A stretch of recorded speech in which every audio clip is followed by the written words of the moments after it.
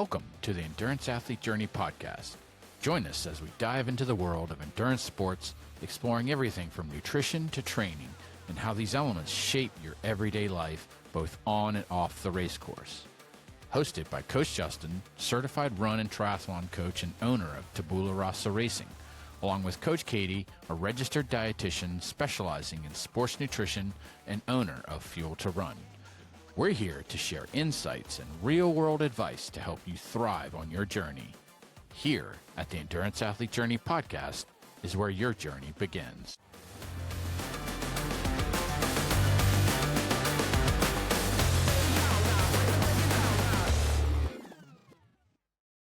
Welcome, everyone, to the Endurance Athlete Journey podcast. I'm your host, Coach Justin. I'm here with Coach Katie, and today's episode is episode 59, and we're talking about goal execution strategies. So this is an extension off of last week's episode where we talked about setting goals, and we wanted to continue this conversation a little bit further. So today we're going to talk about how to control the excitement over once you've set a new goal and you've started to execute this new goal. Sometimes it's easy for the excitement of doing something new to kind of like really ramp up. So you may go a little bit like what I would call like guns blazing, gung-ho. Sometimes that's healthy, sometimes not so much. And so today I wanted to talk about from a nutrition perspective and a training perspective, because those tend to be the two biggest goals that people set at the beginning of every new year. There's always typically like a weight goal. I want to lose weight, or I want to eat healthy, that kind of thing.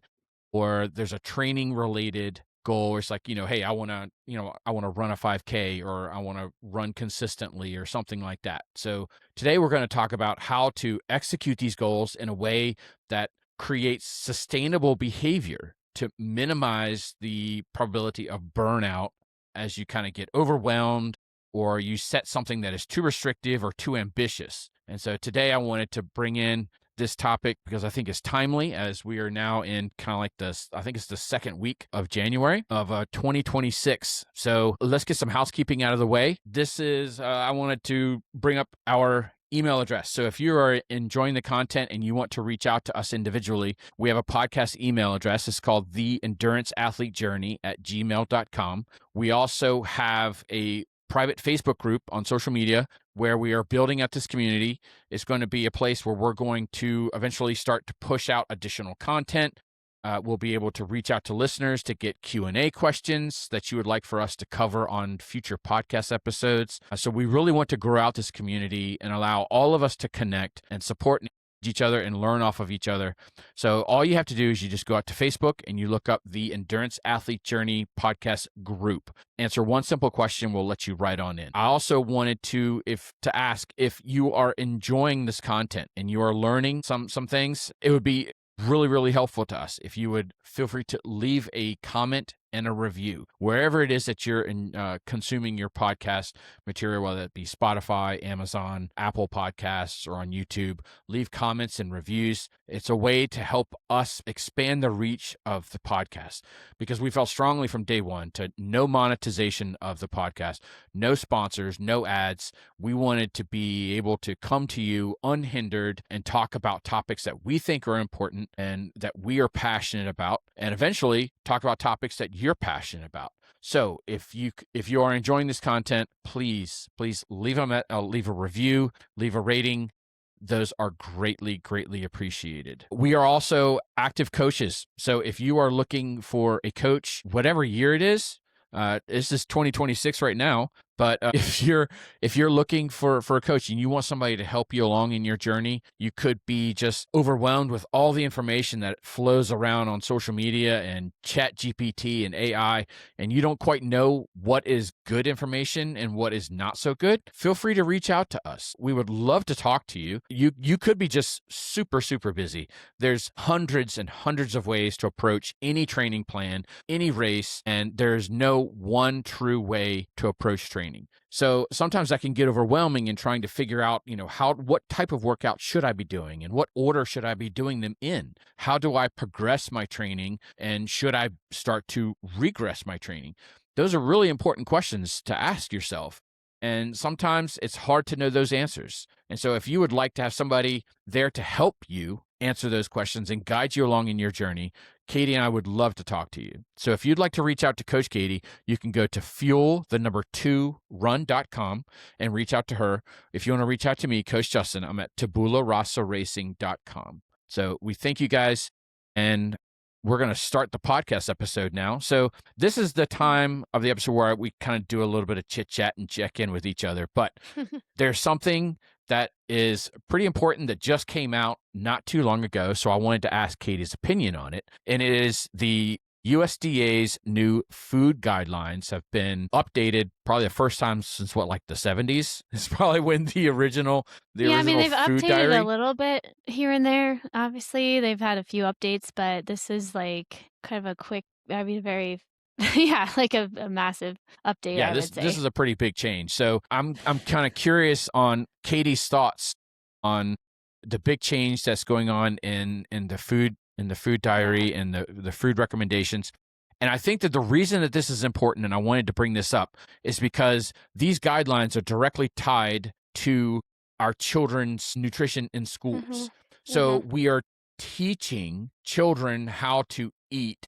And so the food pyramid is important so that they learn what nutrition is, how nutrition is good, sometimes how it's Mm-hmm. bad, making good choices. So these are future athletes. And so we want to have a way to make them more nutritionally wise. And so, Right. Katie, I'm kind of curious. Let's talk just briefly. Let's just talk a little bit about the new guidelines and your preliminary thoughts from you. Well, yeah, what's interesting is like, so kind of thinking about the history too, because you mentioned that, like it has been updated. So there was like actually a pyramid, the food pyramid, and then that was updated fairly recently. It was right around the time I was in graduate school, I think probably like 2008, or I don't have that exact. I'd have to look in the history where they actually changed it to like the plate. It was more of like a plate method. So instead of a Mm-hmm. pyramid, at that point it was like a plate, and they did it.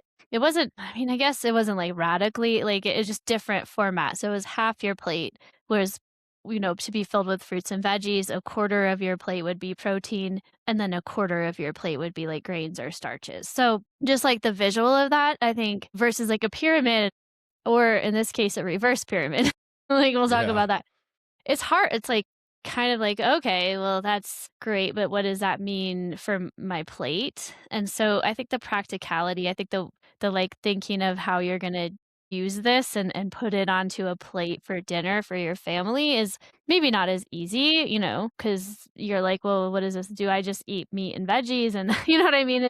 Yeah. How is that changing? I think to have some sort of model of like, well, what would this look like on someone's plate would have been helpful. And I'm kind of looking at it. I was going to actually share it. So maybe I'll do that so our YouTube listeners can see it. Let's see. So there. So you can kind of see that's the reverse pyramid. So basically, they've taken the old pyramid, which was actually not the latest rendition of the dietary guidelines, but they basically flipped it. So so not flipped it entirely, but they made it like a reverse. So they took it and they, and it's a little different, but basically it used to be like fats were kind of on the top, and then protein, and then fruits and veggies, and at the very bottom of the base of the pyramid was like the grains.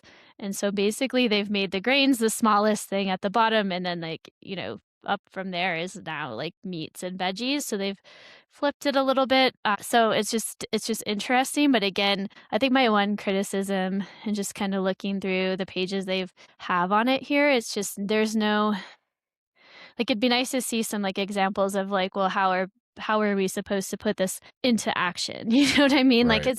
how is this all supposed to fit on the plate? How is this different from the other plate guidelines? Um, the other thing is I'm a little skeptical because this is very different than what it was before, and I'm not saying that the plate method or the food pyramid before was perfect either, but there were some real experts that were, like, chiming in on that. They were kind of coming together and they were saying like this is what we would recommend. I'm not sure what experts they had for this one, who was chiming in. Cuz I would have to say like on the second page here they have like Robert F. Kennedy, and I don't know who this is. And then he's been having Dr. Oz, come on, but none of those people are experts in nutrition. So I'm wondering, okay, who is chiming in that's an expert in nutrition that really knows the research. Who are they having to like say this would be a good idea? And I'm not saying I'm not being like overly critical because there's things that I do think are great, Mhm. but that those are a few of my first thoughts. As you can kind of see looking at the pyramid, like there's like veggies are right up there. Like you know, I'm assuming I'm looking at this and I'm thinking, okay, this is meant to be taken that you're supposed to eat more proteins and more veggies. You know what I mean? And that's the Yeah. top part. That's how I'm interpreting this. So I do like obviously any point when I talk to people, I do encourage people to eat, especially lots of non-starchy veggies and some fruit. And so I agree with that portion. And I do think that people need in general to be eating a little bit more protein. I think for the most part, the current recommendations of zero point 0.8 grams per kilogram for just general people, this isn't even including athletes, is too low. So I'm kind of glad they're pushing the protein a little bit more because I do think that particular recommendation for just basically meeting the basic needs of protein is just too low for most people. And so maybe people will start to like eat a little more protein and that's a good thing. But they've been pushing like whole milk and whole fat dairy and butter. You can see like butter is like there's a whole stick of butter right in the middle there. Yeah. And I say this as someone that basically does drink mostly whole milk and mostly whole fat full fat dairy products, because of how active I am. But for like the general population that's not super active and burning a ton of calories and maybe not exercising as much, I do wonder if whole milk and whole fat dairy is a great recommendation every time because of the calorie content of that and the saturated fat content and the fact that the butter is there. It's not like I don't eat saturated fat. I just, I don't want people to be like, "Oh, I'm gonna smother everything in butter," and all of a sudden, Yeah. their saturated fat content is really high, and I do think we still have to be a little bit cautious with saturated fats. I don't think we need to be encouraging people to eat all ton of saturated fat because there is still a risk of cholesterol and heart disease, and there's still research that links that. And to go and say like, "Oh, this is just something you should eat more of," critical. And then Mm. also the last thing, and we're gonna kind of say this last thing, and then you guys are gonna have to listen to my deep dive I'm gonna do, but the last thing is, like, I don't think this is a good you kinda mentioned kids, so maybe I'll touch on that, but I don't think this is gonna be a great recommendation for athletes in general because Mhm. it's sort of Yep. minimizing those carbohydrate foods that athletes would need a lot more of. So, like, this would not be an athlete's pyramid, like an athlete Right. something I would say like, "Oh, athletes should follow this." It would be different, than this. I'm not saying it would be exactly what I would recommend, like the old pyramid, but the plate method is a good one. That's why I liked that for athletes because the amount of carb would change based off how active someone was. So when we talk about that, I'm gonna do a deep dive on the difference between sports nutrition and regular nutrition and a little bit more about what is a sports dietitian and kind of what like I do for how I help people. I'm going to do a deep dive on that and so we'll be hopefully putting that out on this will come out. So it'll be coming out before this actually, right? So I'll be doing you guys will already Yeah, so yes, so you're you right. already heard This me. should probably already be out, so Yeah, so it'll be already out. You'll hopefully you've listened to that and then you're chiming in on this and you get some more I'm not sure how much I'll dive into my criticisms of it or what I like about it because I don't want people to think "Oh, she's just, negative and it's all criticism. No, there's some things I am really happy about, especially really promoting fruits and veggies. yeah. I just hope that they can back this up with, like, yeah, you mentioned school meals. Like, maybe can we have some healthier school meals, please? I've seen what they serve in the schools, and I think they're trying their hardest, but they don't have a very good budget for this type of like, it's like you Yeah. need to practice what you preach kind of, and, like, if you're gonna be putting this out there and, we need to change maybe what we're serving in school meals and maybe promoting healthier and and then how are our lowest income families gonna be able to eat like this? An example here is Dustin and I get about a quarter of a cow every year. Mm. And that quarter of a cow last year cost $300 just for the cow. So we have a friend who raises them, so we know where they're coming from. And we get a quarter of a cow, and this year it's gonna cost us $700 for Whew. that quarter of it. That doesn't even include feed. Yeah. So, like, the price of that is just of beef right now is astronomically high. So and salmon, if you were I mean, I love salmon, but it's, costly. So we're gonna be encouraging people to eat these things that are, extremely expensive. Like, so how are we gonna help people be able to afford eating more of those items? Right. And I don't see anything on there that's like an alternative protein. I don't see tofu. I don't see any plant-based protein really other than maybe beans that's kind of like lower down. And so that I is another criticism is just like where is the plant-based proteins Yeah. because I don't see them and I think that's more affordable and when we're talking about just a balance of different kinds of proteins, I think that's an important aspect. So I'm a little critical obviously of some of this, but and no, I mean, I'm sure everyone has their opinions, but again, like, where are the experts? Just kinda looking through, there's some other things like gut health. I'm glad they mentioned that, a little blurb, I guess. So there's some things I think are good on here, and there are definitely some things I am critical of, and so Okay. it's interesting too, like the sodium piece. I guess that stayed about the same. It didn't really change. Yeah. So, yeah, those are my opinion. You'll hear more of it, or you've maybe already heard more of what I have to say about it in regards to athletes. Um, but yeah, it's interesting. I don't know if you have any thoughts on it.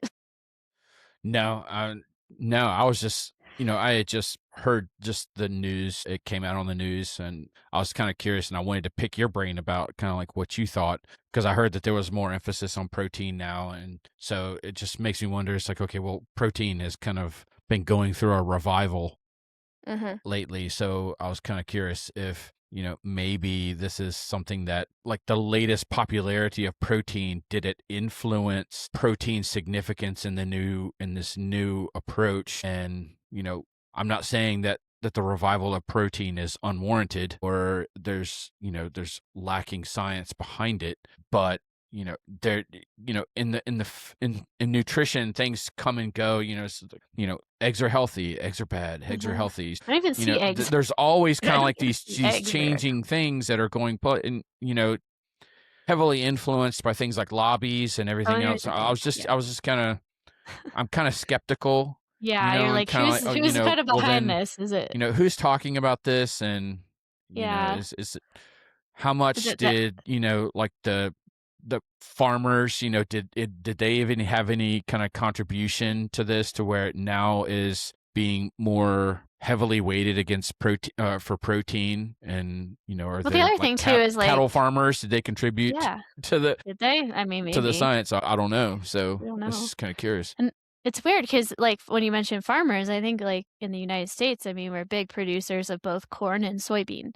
Well, I don't see corn on there, Yeah. nor do I see anything with soy. Like, I mean, I think I see a peanut but I don't see, like, yeah, tofu or any sort of soybean food product or something. So it's, like, interesting because 'cause I'm like, did they maybe the dairy industry had something to say, I don't know. But, yeah, it's a little weird, and I think that, again, when we're thinking about public policy or, like, how we're gonna if we're gonna be encouraging this, we need to have maybe more farmers, like, starting to grow more vegetables, like, fruits and vegetables should become something that are maybe more subsidized or something, I don't know, Mm, I'm not, like, an expert in all of the politics behind our food system, so don't get right. me, don't take me too far down that rabbit hole because I don't think I'm an expert there, but I do think, okay, how are we again, just like with the beef, when I'm seeing beef prices going up substantially. And Yeah. I'm thinking, how are people going to afford this? Fruits and vegetables are not generally very cheap. So, if we're going to be encouraging people to eat this way, how is the government going to be backing that up with like health policies, different things to support our agriculture to be able to produce more fruits and vegetables. Just, is this just something to like look at what we're doing and there's smoke and mirror? I mean, I don't want to get too political, but is it just like, look, we're trying to do things. We're going to try to make America healthy again, but Mhm. are we really? Like, are you just doing this and putting this out there, but nobody's really gonna be able to follow it? Because I think that I think the statistics on the way Americans eat, it's pretty bad. Uh, Yeah. I think even the old recommendations, only a certain percentage of people are actually, like, really following them, and, those weren't terrible, so it's like, however like, how are people really gonna know now they put out this new guidelines, like, I'm gonna follow it, Like, I don't know, I'm skeptical, like, you've gotta do more than just do this. There has to be more to back it up than that, and that's when I'm gonna be impressed, is when they do things to actually, like, make food more affordable for people and fruits and vegetables and things like that, then I'll be impressed. I'm not impressed. Quite yeah. Let's put that out there. You haven't impressed me. You didn't impress me. Follow up, like, do more, like, you know what I mean? I don't wanna go to the store and have my food bill be, like, $300, for 3 people because I'm Right. trying to eat all these healthy foods, so we'll see. Yep. Yep. Okay. All right, Let's so move on.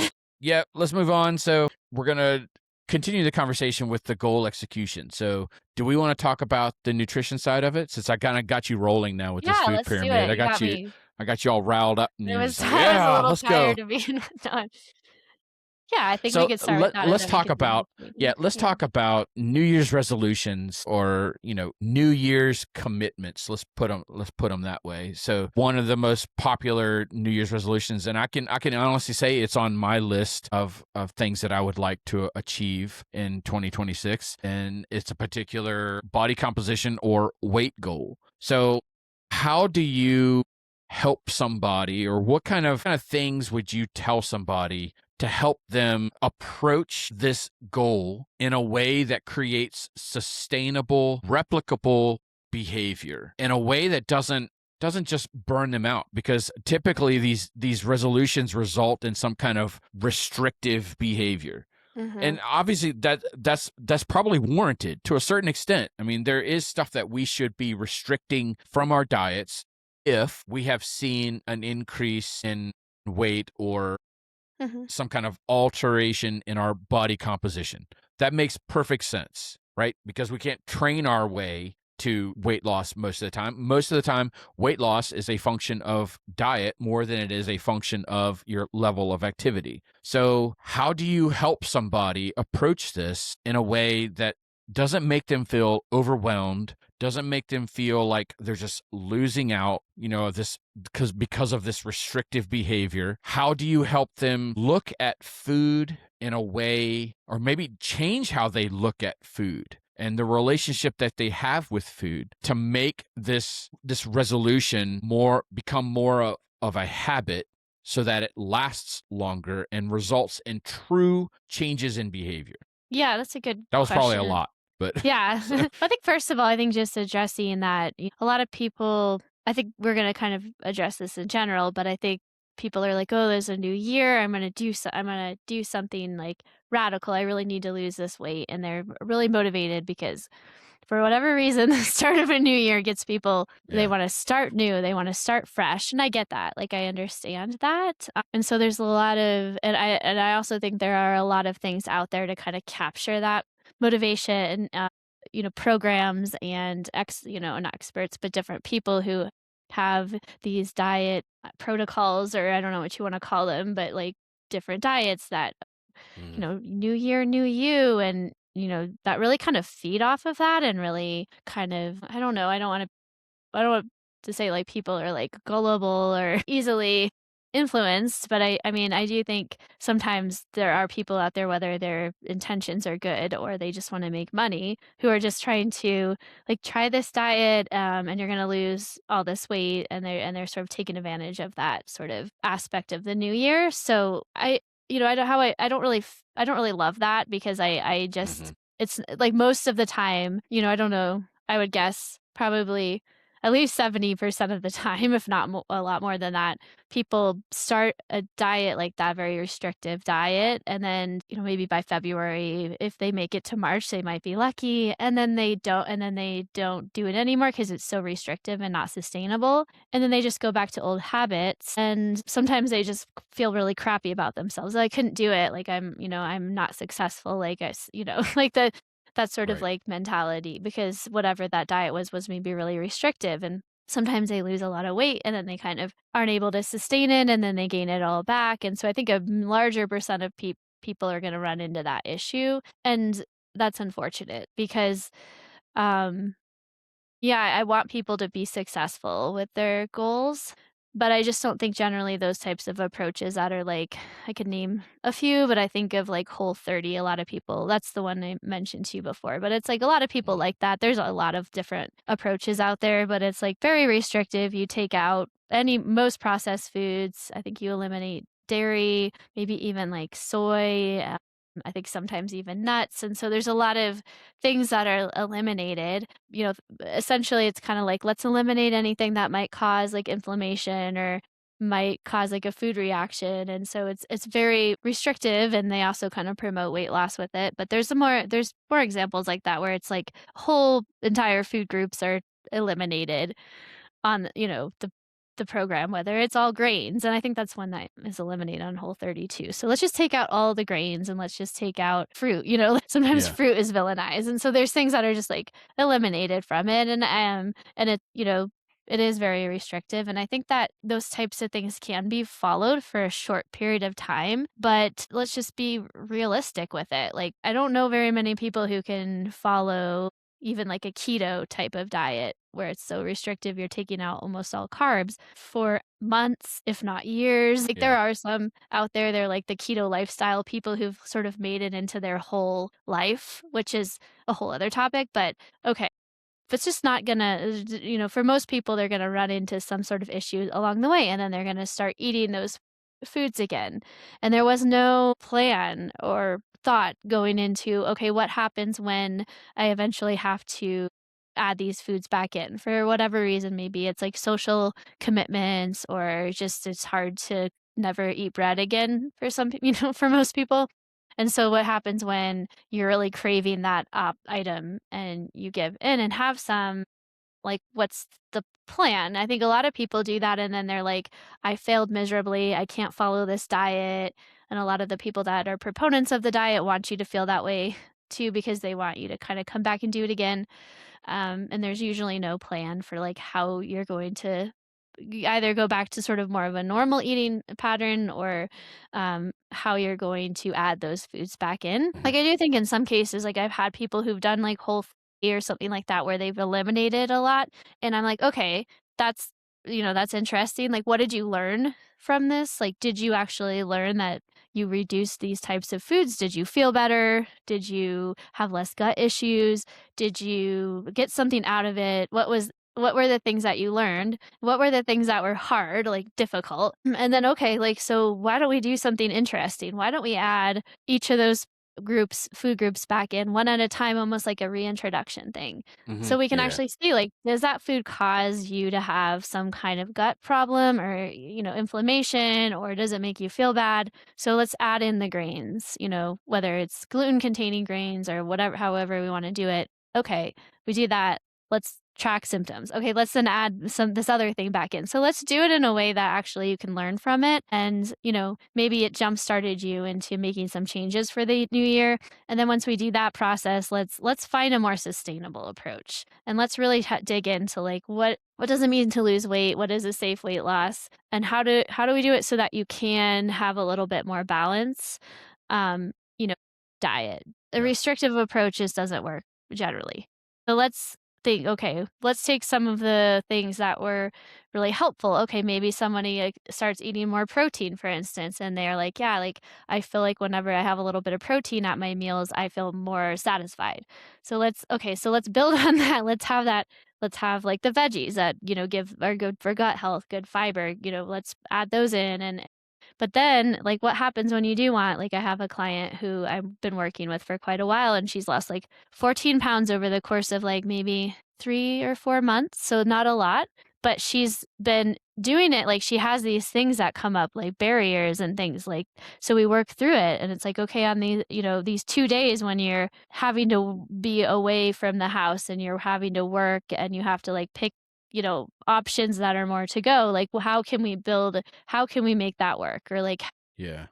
or it was like Christmas time and there was some sort of Grinch thing going on at McDonald's. I don't I don't know. I didn't partake because I don't generally eat McDonald's, but it was like pickle flavor stuff on the fries, and I don't know. Huh. So she's like, "I wanted to do it." I went and I got, my fries and I got my Big Mac, and it was some sort of theme, and I think you even got socks, I don't know.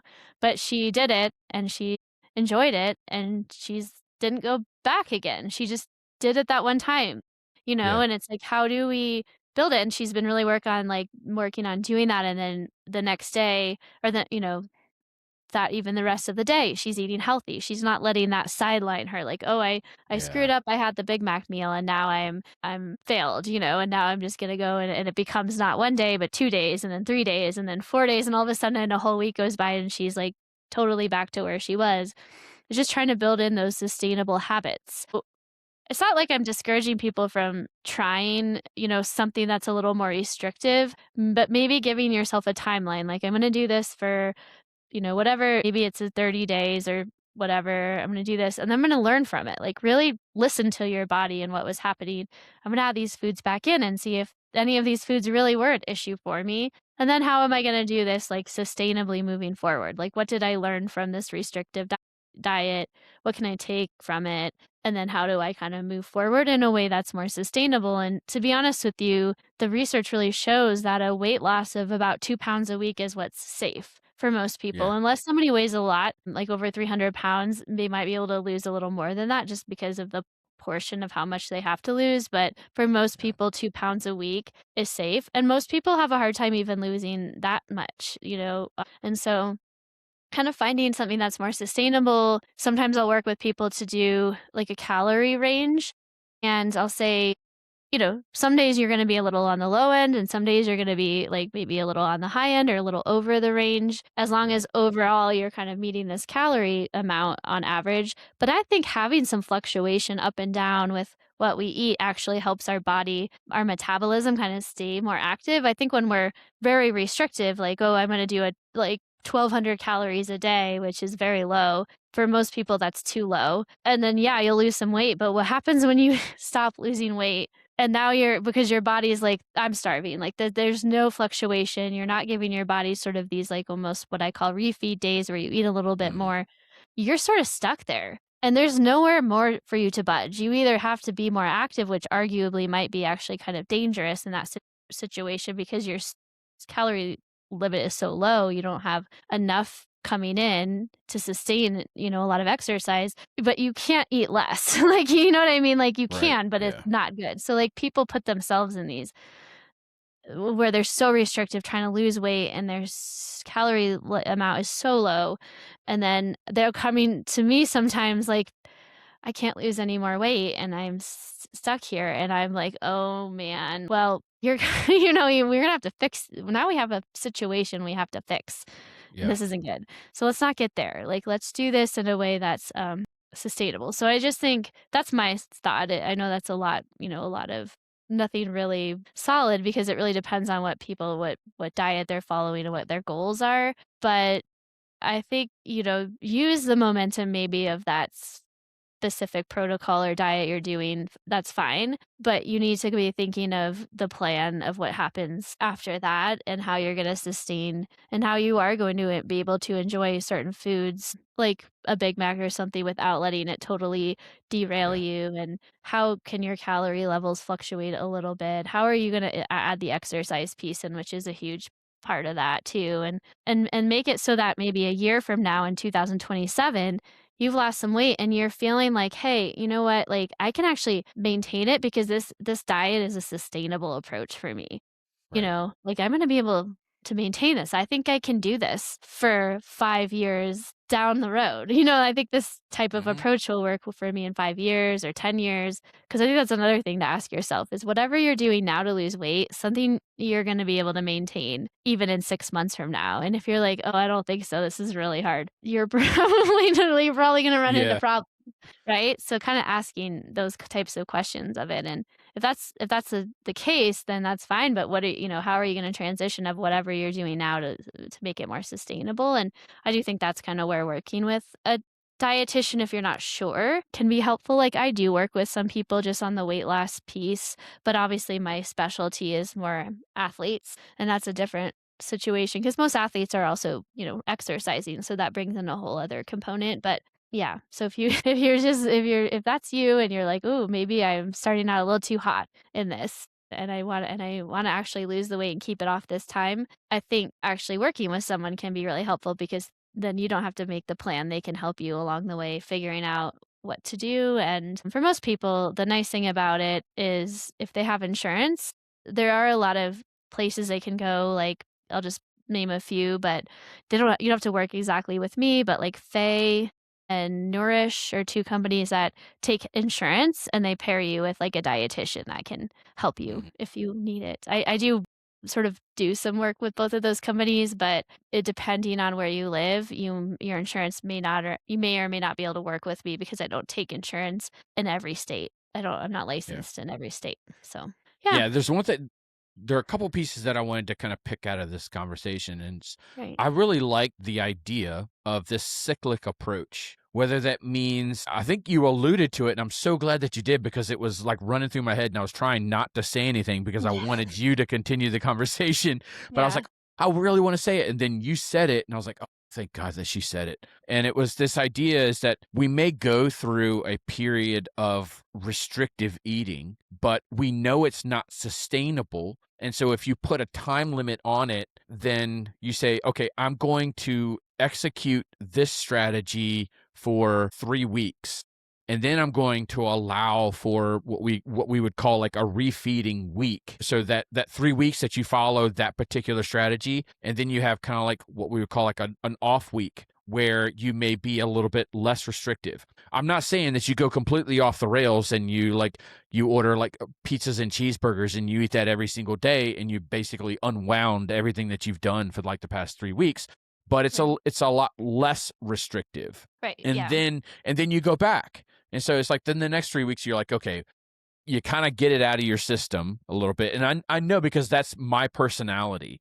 It's just, Mhm. well, I've gotten kind of like these cravings out of my way and I've kind of like satiated some a little bit of emotional eating for this 1 week, but I've kept it to this 1 week and then now I'm back on track. It The doesn't have only to be exactly like that. It could be within a week. You could have yeah. like a week, like where maybe 5 days you eat, pretty restrictive or you're following a plan. And then maybe like Saturday, you allow yourself a little bit of flexibility. But some people kind of like, there's some terms out there I don't really like. I think one is like a cheat day. Yeah, I don't like And that there either. might be another term, but I do not like that because I think what happens is people do kind of go off the rails, and that is not the purpose of it. Even within the week, like even if it's not like it's hard for people to plan that, but even in the course of a week, having days that undulate a little bit up and down, where maybe someone's goal is 1,600 calories, but they have days for whatever reason they're just not as hungry, they eat 1,400, and then maybe one day is 1,800 and 14. They're kind of undulating a little bit. Hmm. And I think that's okay too, because then the days you're eating a little more, maybe that's like a day you had to eat out, or there's some sort of circumstance that you just ended up with a little more calories. So I like I think it's just thinking about what works for you too. Like, Yeah. does having it be more restrictive for 2 or 3 weeks and then having like a week that's a little bit less restrictive, or does it work better to do like a weekly where you have one day that's a little bit less restrictive, or in the course of like a week, do you just want some flexibility, so you're eating mostly really healthy, but then there's like flexibility in the Hmm. days. I think that just for people to kind of think about their personalities and kind of what works best. But sorry, I didn't mean to cut you off. No, no, But no.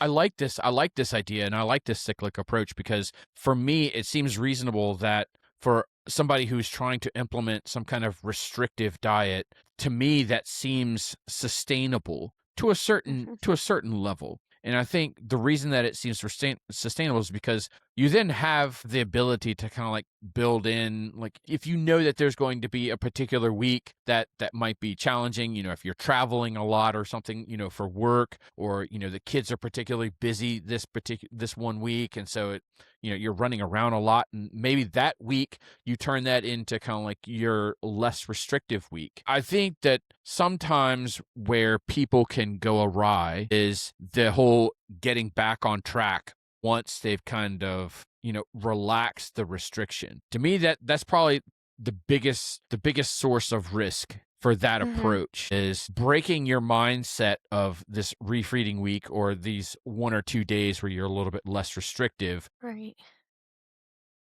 Sometimes it can be a little bit hard to kind of like get yourself back on the wagon and Right. get yourself refocused.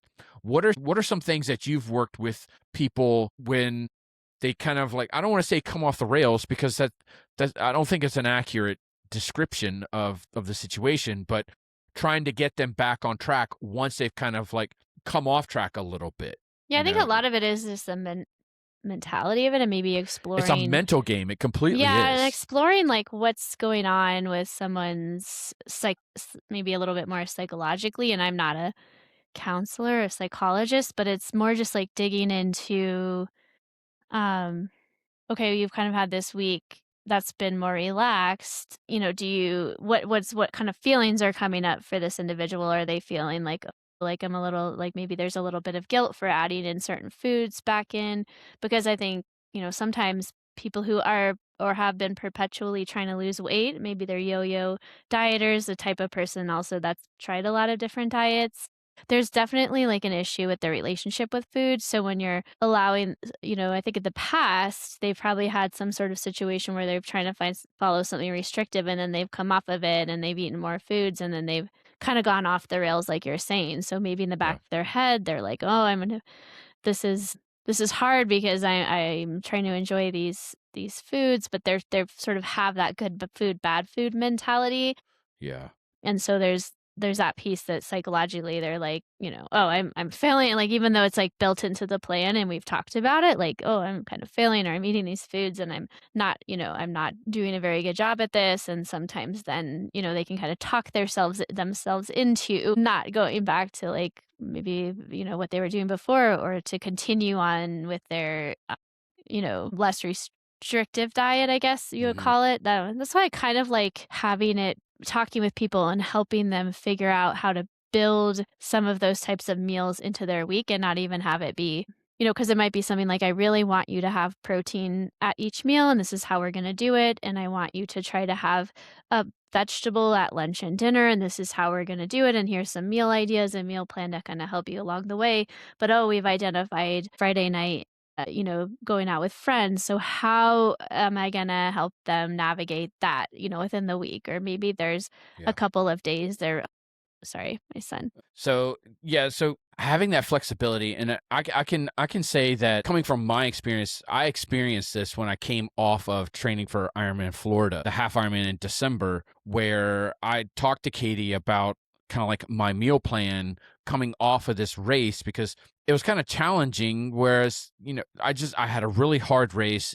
It was kind of emotional to begin with, and then I kind of wanted to just say, look, I just want to relax the menu for a little bit. And now we're coming in because the race was like December 14th and we were rolling right into the holidays as well. And so when I talked to Katie about it, I said, I just kind of want to have no meal plan for 2 weeks. Let's get through Christmas and all this kind of stuff and then get back on track. So I can honestly say that once I kind of got onto the other side of that, it was really hard to go back to structured eating. My personality is I enjoy the structure. I enjoy like knowing what is on the menu for that particular week, and there's no discussions like, hey, what do you want for dinner tonight? It seems to be a common occurrence. I knew what was on the plan, but mentally it was hard to return to the structure. And so I can say that when you have this cyclic approach where you're kind of structured and restricted, and then you kind of relaxation a little bit, it can be really challenging to go back to a little bit more structured or restrictive eating. And I think that that's where the rubber meets the road a little bit. Just like, how do you kind of combat that mentality? Because like I said, it's a completely mental game on trying to bring yourself back to that structure again. And uh, I'm not quite sure on how to approach it because I don't even know how it's worked for me or even if it has worked for me because there are days where I'm sitting there looking at the menu. It's like, man, I don't want this. I was like, and it happened to me last night. Honestly, I mean, I was in the weight room. I had a really hard weight session. It was really frustrating. There was movements that I was trying to do that I could not do. And so, you know, after that session was over, I was driving home and I knew that I had chicken soup that was in the refrigerator that we had already prepped, but I have to drive through the shopping center and there's a Burger King that's right there. There's a Chick-fil-A that's there.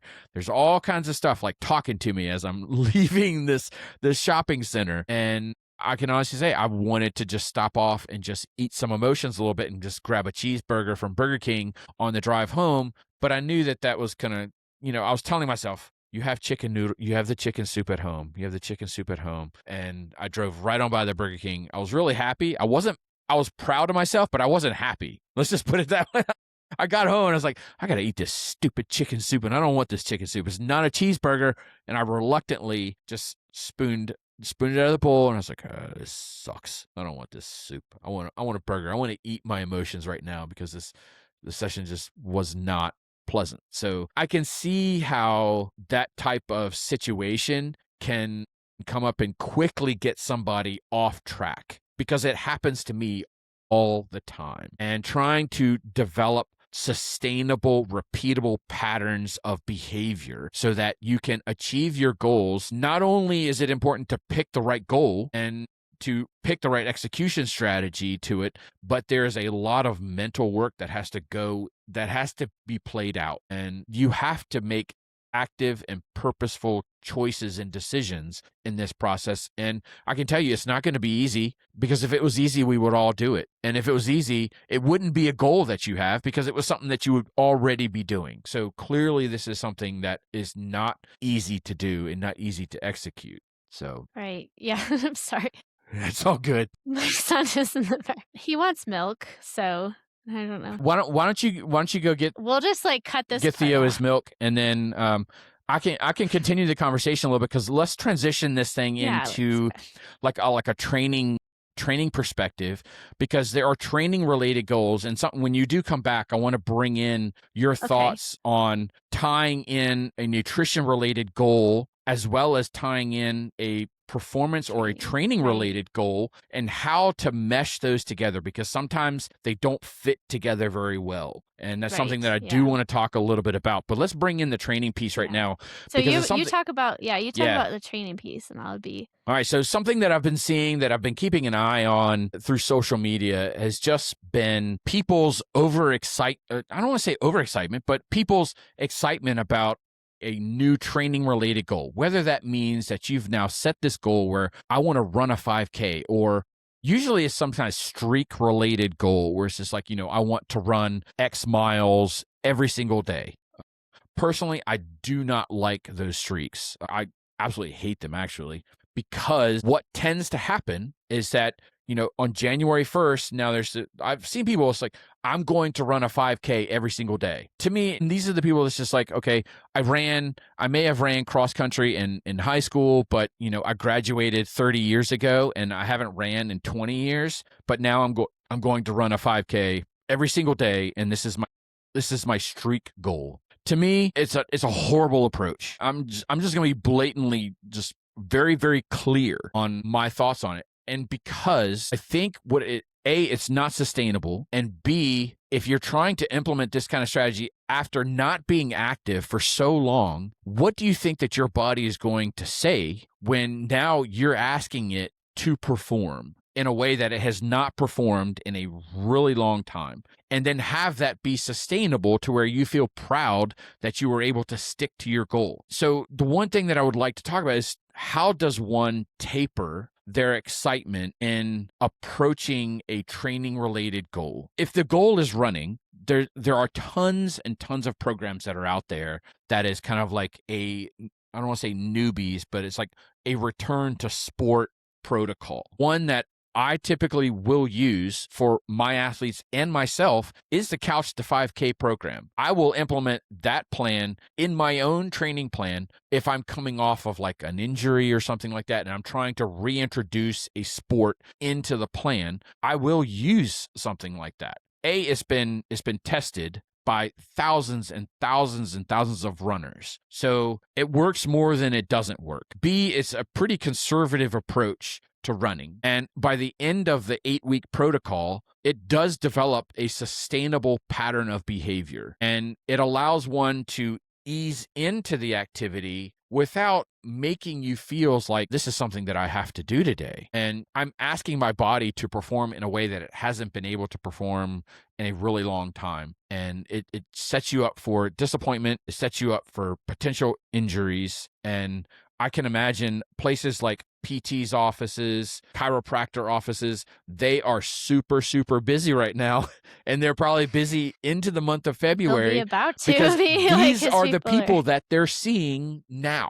Because now you go from 0 to 100. And I can say this because it is my personality 100%.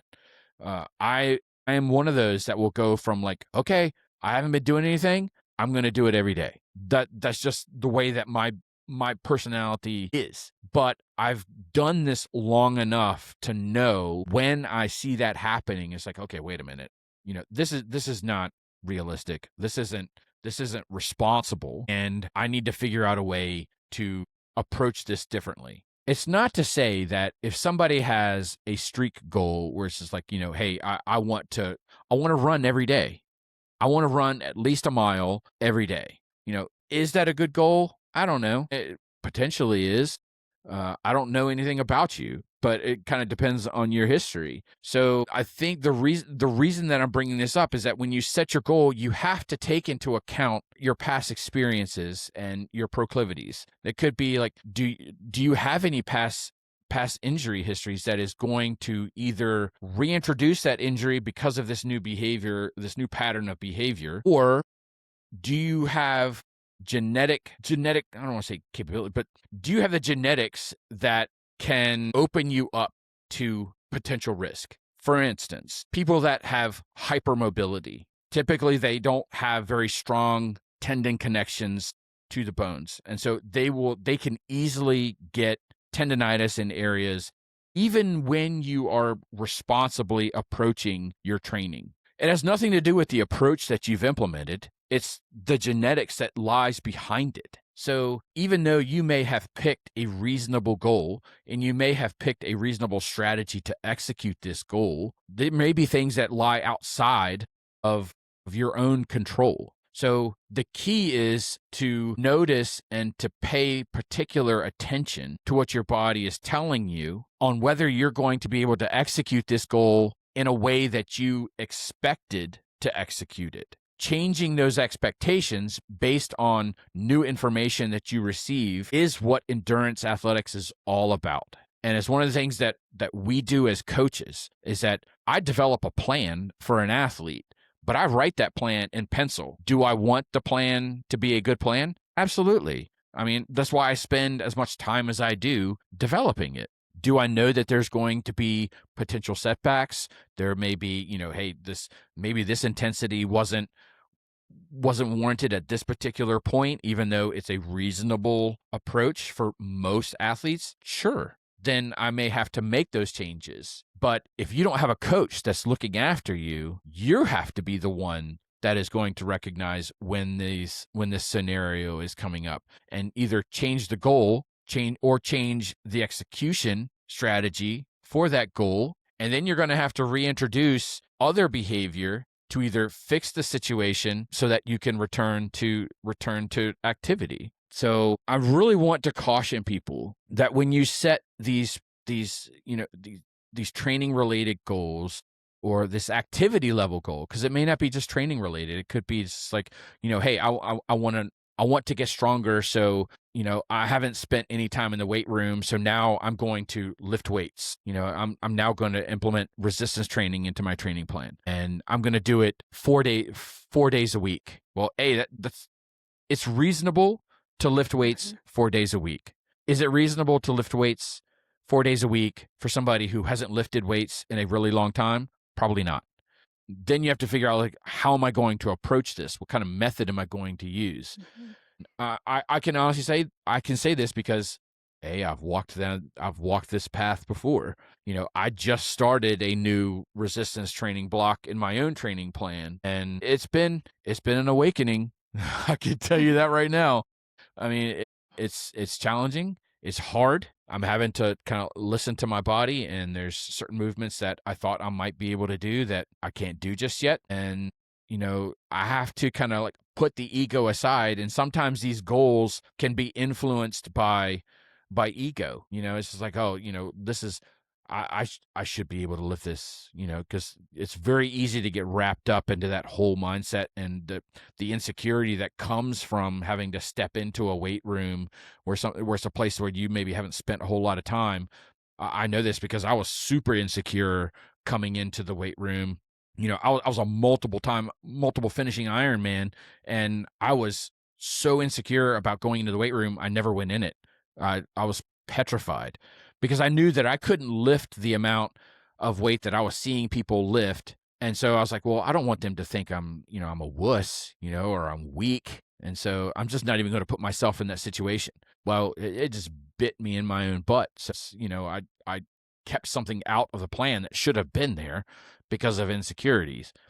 But the reason that I'm kind of bringing this up is that maybe it's important to just talk to somebody about what your goal is, and somebody that has experience in that area. I'm not saying that they have to be certified, they have to be experts or, PCs or whatever. I'm not talking, that you have to like go and like spend, hundreds of dollars and, hiring a personal trainer and, reintroduce. There's tons of information out on the internet, but be cautious about the source that you use. Use reputable sources, on, proper form and technique and things like that. Even not just in the weight room, but, when it comes to, running, cycling, and swimming, there's tons and tons of content that's out there, and not all of it is reliable. Not all of it is relevant to every single athlete. And so you have to use a little bit of discernment when it comes to how you implement these strategies. And my advice to people at this time of the year is let's just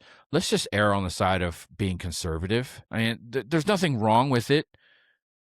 If you had a goal of running a mile every single day, but you haven't ran in like 25 years and you have quote unquote bad knees, which is something that I see a lot of people saying.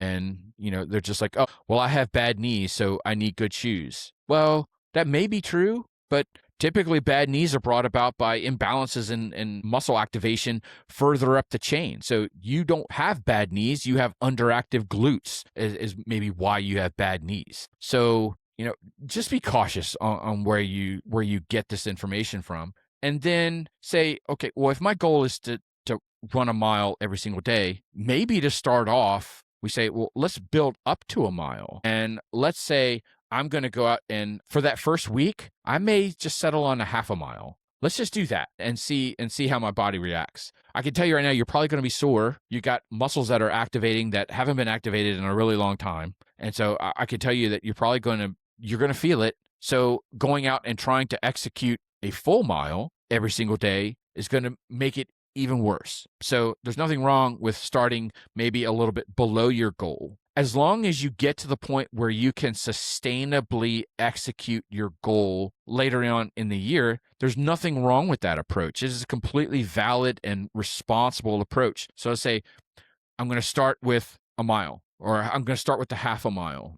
If that means that you do a half a mile on the treadmill and then you jump on the elliptical for, another like 20 minutes, and let's say that gives you a 30-minute workout, that's reasonable. You started the run and you're just like, okay, well, let's make this trip to the gym a little bit worth it. So I'm going to jump on the elliptical for the balance of it so I can get a total 30 minutes of aerobic conditioning. And maybe I'll go and, do 10 minutes of core, and I can get on like the A bench or whatever to protect my back. And you're picking movements that are consistent with your current level of fitness that protect you, yet offer enough stress to start to build the process. So overlaying too much stress at the very start is just going to set you behind the eight ball, and it's not going to allow you to be consistent going forward. And then you're going to have to deal with all the emotions that are involved with, oh, I didn't meet the goal. And I know that can be super disappointing because I've been there as well. There's been goals that I haven't been able to execute and meet. And when I write my goals at the beginning of every year, I don't necessarily say, hey, I'm going to do this, every single week or every single day. I just write them generically, like one of my run goals is I want to be able to run consistently for 4 days in the week. We're now deep into, 10 days deep into January, and I still haven't ran a single time yet. I'm still dealing with this ankle, and so I have not been able to execute that goal yet. Doesn't mean that I can't get to the point where I'm consistently running 4 days a week. I just haven't been able to get there yet. And so rushing through a process just to satiate a goal that you set probably out of nowhere isn't a responsible and conservative way to go about it. If you can say, well, let me build up to it. Am I healthy enough to execute this goal? You don't know until you kind of try it. But I quickly found out that I still am not able to run yet. And so it was an easy decision. It's like, okay, well, it doesn't mean that the goal is invalid, or it doesn't mean that I have to respecify the goal, because I wrote it in a way that says, well, okay, if by the end of the year I've been able to execute this for, months and months on end, then I consider the goal met. Doesn't mean that I did it every single week for the entire year. So, approaching these from a responsible way, I think, is going to yield better results in the long term and result in sustainable changes to behavior rather than just being able to say that you met the goal. I think that first scenario is a better scenario. It's one that I respect more than if you said, if somebody came to me, it's like, my goal is to run every single week, and you ran every week, but it only lasted for that 1 year. And at the end of the year, you weren't going to run anymore because you didn't that it was just a poor way of executing it. I'd be more impressed if you said, hey, I didn't do this every single week, but I finished the year executing this goal because I had to make some changes along the way in order to either build up to it. There were setbacks, and so I realized when those setbacks happened, I had to regress a little bit and then got back on track. I respect that scenario more than somebody said, I pushed through it, I hurt myself, and now I'm not going to do this anymore, but I met my goal. What purpose did that serve? So I don't know. That's my rant. Yeah. Okay. I don't know if I have, like, a whole lot to add to it because I think you kind of stated everything, that I would have said about it. I mean, you did mention maybe like when you have a goal, like a fitness goal and a nutrition goal, or you're kind of layering Yeah, I on want to talk goals. about I think that. it gets a little bit, and then we can kind of maybe stop there because I think Theo's about ready. I don't know, like my son is having a hard situation right now. So We're on the um, clock, so it's all we're good. on. It's okay. Um, so I think like when you're I think that's good advice. I think when you're kind of layering on goals, like a lot, like we've sort of had this discussion about weight loss and training before, but like when you're like, oh, I'm gonna start, exercising again, whether it's like a mile a day or a 5K a day or something, you've not done it. Like I think Justin's already kind of stated why you might want to revisit that goal and maybe have something more sustainable. But then maybe you're layering on like I want to lose weight or I want to change your diet in some aspect. And I think that's where it can get also a little bit tricky because obviously, the more goals we have and the harder those goals are, the less likely you're going to be able to maintain or sustain them. So I do think you want to kind of think about okay, maybe it doesn't make a lot of sense to do like an overly restrictive diet and layer on top of that, I'm gonna like, lift weights 4 times a week, or I'm gonna do CrossFit Right. 5 times a week, or something like, especially if you haven't been doing that, that is when like it really depends on someone's situation. But if you're like starting out fresh and you're wanting to like get into running, or you have a goal of doing a 5K, but then you also know you need to lose weight, like, and then you're gonna take these really ambitious steps in both of those, it's just likely that you're gonna not be able to accomplish either. So I think, like, along with maybe the training piece of, like, doing something, like, a little more sustainable, like a couch to 5K or a run walk program of some sort, or something where you're starting out, each week, or, you're sort of building on like something, you're starting slow Yeah. and then building from there. I think that's kind of something you would maybe want to approach the nutrition piece with as well, of like, Mm. I don't think it's I don't this is why I don't like those restrictive diets, but you would be amazed, like, if somebody just has, like, a fairly easy goal of especially someone who maybe isn't already having like, their diet has a lot of improvement. They need to make a lot of changes to, like, Yeah. pick a couple things that they can really maintain and, for the most part. So whether that's, like, I'm gonna have protein at every breakfast because a lot of people kinda lack eating enough protein at breakfast, or it could be Mhm. I'm gonna add a vegetable to lunch and dinner. Like, very, I think just simple goal and nutrition can go a long way, and it can kind of build from there, right? So you can start somewhere. Maybe you're not eating breakfast or yeah, I don't know. Like you're eating really late at night, like you're overeating after 7, you're just Mhm. eating lots of snacks. So I'm not going to eat after 7.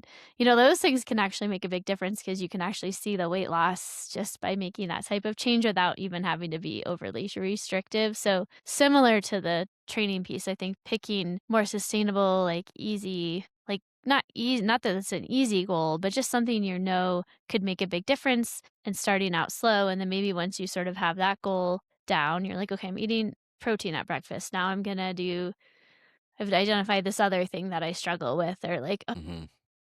I skip lunch," or I don't know, or I don't eat enough vegetables. I'm gonna try to add veggies in. Well, that's the next goal. And so you're just focusing on that for a period of time. So I think that's probably honestly like the very best way to go about any sort of nutrition changes. I don't even like really like the restrictive approach in a lot of ways because I think when we actually just like make a goal of adding something in or changing one aspect of our diet, it actually kind of has ripple effects as well.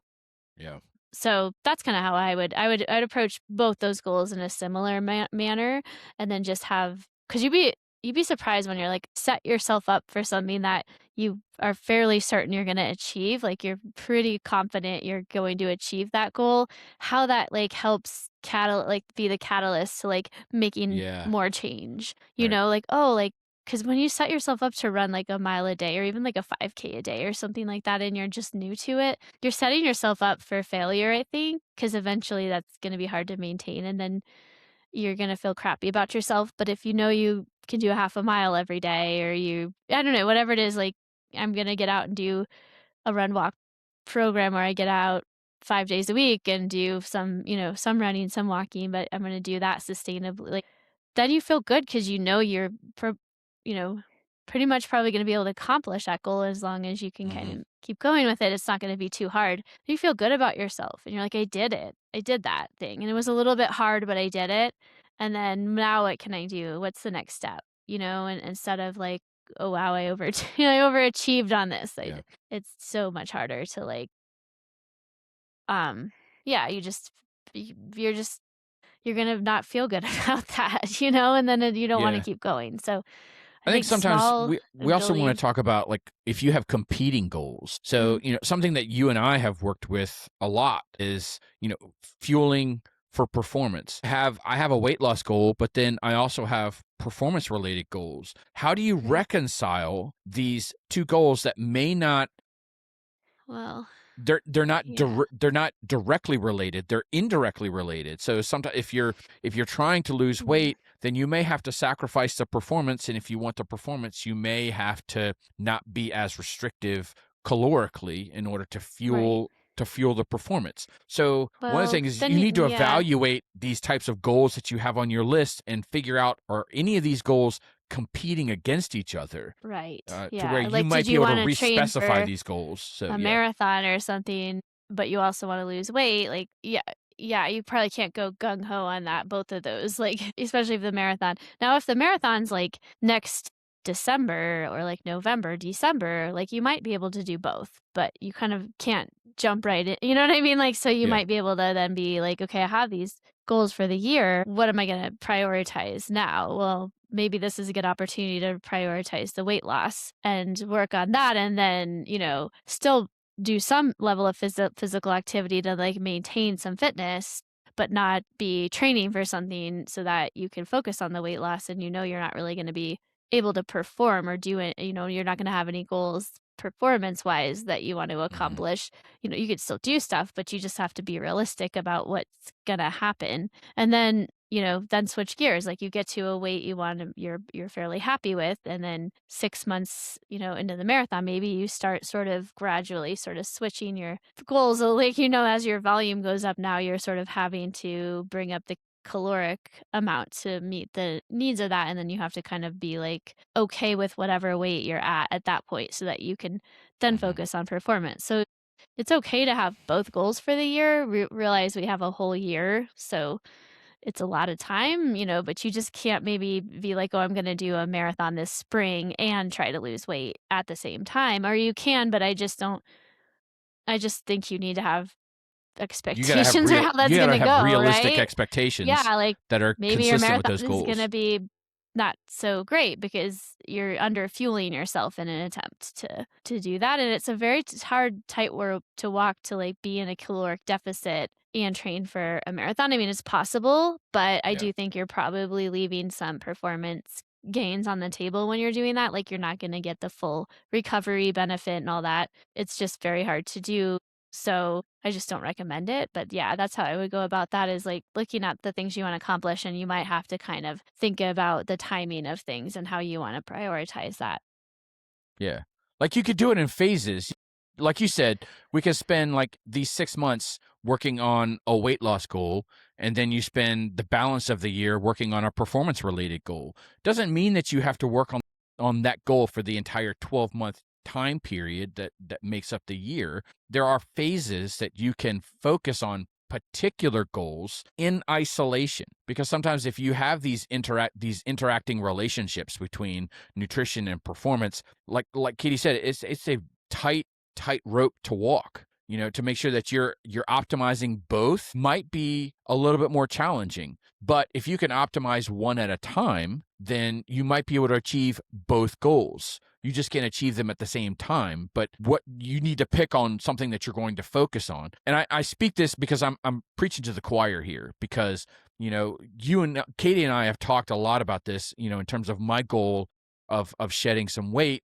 It's like, well, maybe I need to focus, the first like 5 months of the year on, cutting down the weight, so that when I get to that point, it might be easier for me to perform. So the realization of one goal might be a necessary component to the realization of another goal. So, I mean, they do work in tandem, they just have indirect relationships. So, that's something to consider. It's like, hey, maybe I'm going to focus on this particular thing right now, because then you may not feel as overwhelmed. If you're trying to, cut weight and, go into a caloric deficit while at the same time increasing your 5K speed or your half marathon time, you know, that might be pretty overwhelming to achieve, at one, and, require all that focus at one time. But if you can break it up and say, okay, I'm going to focus on this right now,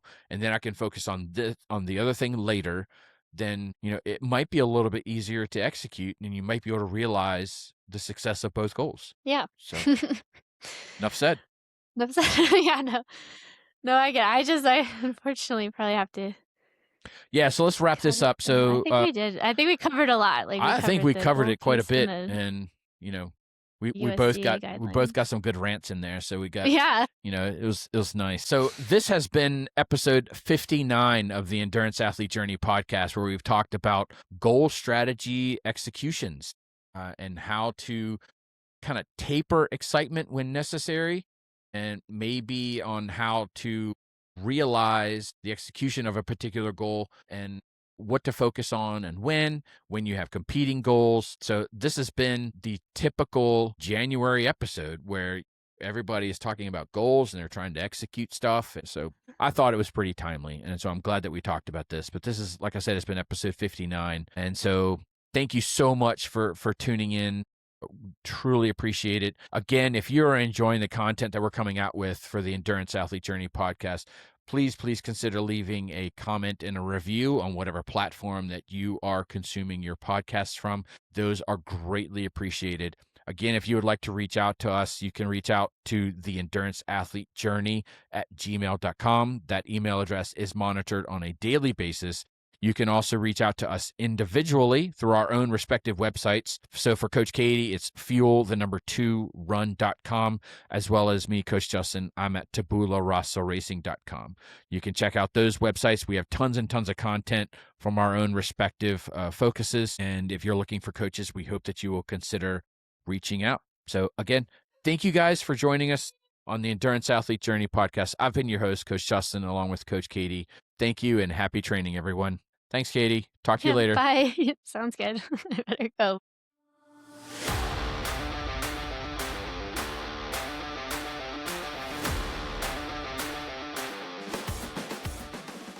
That wraps up today's episode of the Endurance Athlete Journey podcast. Endurance sports have a way of teaching us patience, humility, and resilience, lessons that carry far beyond the workout.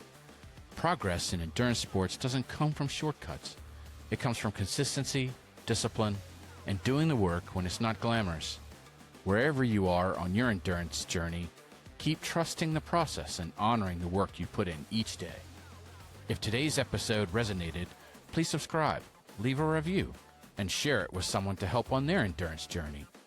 Don't forget to join the conversation on our social sites to help build and foster a community where we all learn and support one another. We'll be back with more stories and insights from Coach Justin and Katie. Until then, visit the podcast website at theenduranceathletejourney.buzzsprout.com for more episodes from the Endurance Athlete Journey podcast. Have questions or comments about the podcast? Feel free to send us an email at theenduranceathletejourney@gmail.com. For all things coaching, visit Coach Katie at fuel2run.com and Coach Justin at tabularossoracing.com. Again, thank you for listening to the Endurance Athlete Journey podcast, and remember to find joy in the journey.